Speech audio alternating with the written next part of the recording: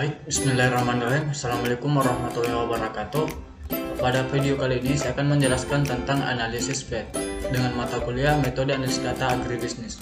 Pertama-tama, perkenalkan nama saya Rona Pandi dengan stambuk D1 A1 19065 kelas agribisnis B, jurusan agribisnis Fakultas Pertanian Universitas Alaulia Kendari, di mana dosen pengampu yaitu Dr. WK Busnarti Abdullah SP MP CRA.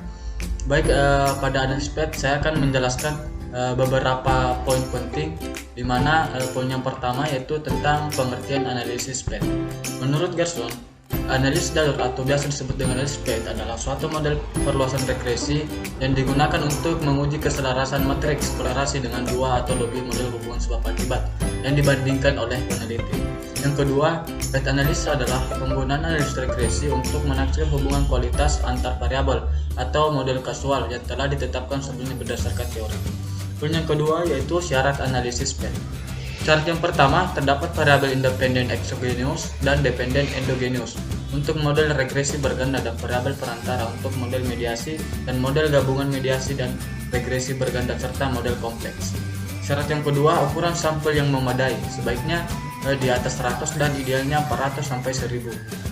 Syarat yang ketiga, pola hubungan antar variabel, di mana pola hubungan antar variabel hanya satu arah, tidak boleh ada hubungan timbal balik atau recurve lokal. Syarat yang keempat, hubungan sebab akibat didasarkan pada teori yang sudah ada dengan asumsi sebelumnya yang menyatakan bahwa memang terdapat hubungan sebab akibat dalam variabel-variabel yang sedang kita teliti. Pada analisis PET terdapat kelebihan dan kekurangan, di mana kelebihan yang pertama yaitu kemampuan menguji model keseluruhan dan parameter-parameter individual. Yang kedua, mampu pemodelan beberapa variabel mediator atau perantara.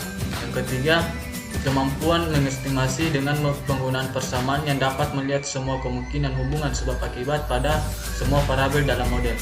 Yang keempat, kemampuan melakukan dekomposisi korelasi menjadi hubungan yang bersifat sebab akibat atau causal relation seperti pengaruh langsung atau direct effect dan pengaruh tidak langsung indirect effect, dan bukan sebab akibat non causal association seperti komponen semu atau spurious. Terus selanjutnya kekurangan. Kekurangan yang pertama itu tidak dapat mengurangi dampak kesalahan pengukuran. Yang kedua, analisis jalur hanya mempunyai variabel-variabel yang dapat diobservasi secara langsung. Yang ketiga, analisis jalur tidak mempunyai indikator suatu variabel laten. Yang keempat, karena analisis jalur merupakan perpanjangan regresi linear berganda, maka semua asumsi dalam rumus ini harus diikuti. Terus yang kelima, sebab akibat dalam model hanya bersifat searah atau one direction, tidak boleh bersifat timbal balik atau recurve choral. Pada poin selanjutnya, langkah-langkah analisis PET, di mana langkah-langkah yang pertama itu perencanaan atau penentuan model. Yang kedua, melakukan uji instrumen kuesioner dengan uji validasi dan reliabilitas. Yang ketiga, perhitungan koefisien jalur. Langkah yang keempat yaitu perhitungan koefisien jalur. Selanjutnya, interpretasi hasil analisis, di mana saya mengambil jurnal dengan judul Model Kepuasan Pelanggan Analisis Kualitas Produk dan Kualitas Layanan Terhadap Citra Merek pada Jian Citra Raya Jakarta, di mana penulisnya yaitu Agus Salim dan Alim. Pada langkah yang pertama itu perencanaan model seperti yang kita lihat pada gambar, di mana kualitas produk itu X1, kualitas layanan X2, citra merek Y, kepuasan pelanggan itu Z.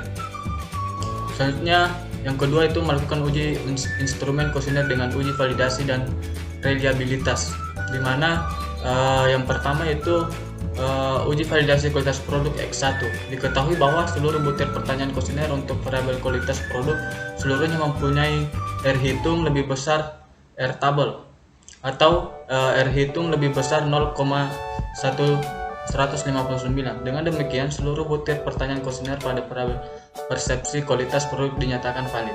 Yang kedua yaitu uji validasi variabel kualitas layanan X2, di mana diketahui bahwa seluruh butir pertanyaan kuesioner untuk variabel kualitas layanan seluruhnya mempunyai R hitung lebih besar R tabel atau R hitung lebih besar dari 0,159.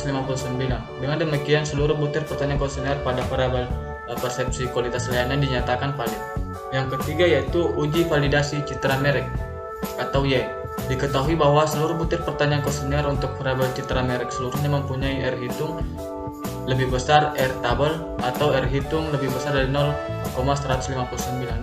Dengan demikian seluruh butir pertanyaan kuesioner pada variabel persepsi citra merek dinyatakan valid. Terus yang terakhir uji validasi kepuasan pelanggan atau disimbolkan dengan Z, di mana diketahui bahwa seluruh butir pertanyaan kuesioner untuk variabel persepsi kepuasan pelanggan seluruhnya mempunyai R hitung lebih besar R tabel atau R hitung lebih besar 0,159. Dengan demikian seluruh butir pertanyaan kuesioner pada variabel persepsi kepuasan pelanggan dinyatakan valid. Selanjutnya yaitu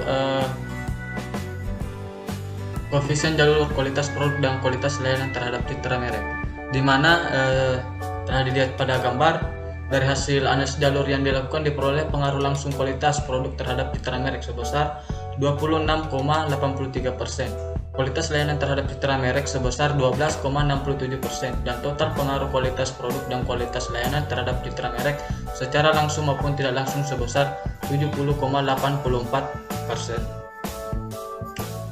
Selanjutnya itu koefisien jalur kualitas produk, kualitas layanan, dan citra merek terhadap kepuasan pelanggan, di mana dari hasil analisis jalur yang dilakukan diperoleh pengaruh langsung kualitas produk terhadap kepuasan pelanggan sebesar 3,28%, kualitas layanan terhadap kepuasan pelanggan sebesar 14,82%, citra merek terhadap kepuasan pelanggan sebesar 12,67%, dan total pengaruh kualitas produk, kualitas layanan, dan citra merek terhadap kepuasan